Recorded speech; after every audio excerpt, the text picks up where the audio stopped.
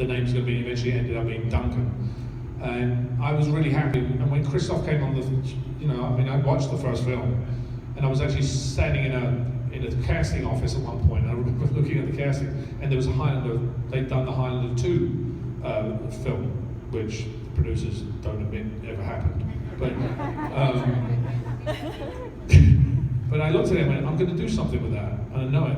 So when I worked with Christoph, I was like, oh, it's Christoph, yeah, the Highlander. Wow. He's like, oh, Adrian, how are you? I'm like, oh, you're different than what I expected. And he's like that. He's like this big kid, which is what I like to do. We had such a great time the first time we worked together. And I'll tell you something about Christoph, which was really interesting. He's playing a 400-year-old guy, right?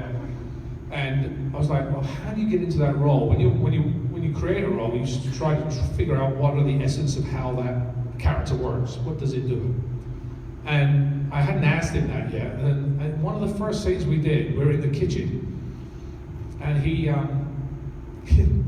was talking about something, and he talks about the love that he lost because we were in with Tessa, and Tessa was in the room, and he's, Duncan, you've got to get away from the game again, or whatever the storyline was.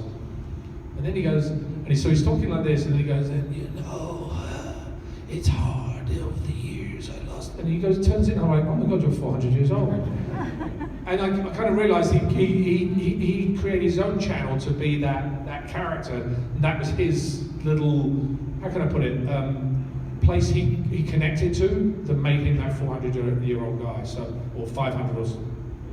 I think he's a little older than me, but that idea, so that was fun.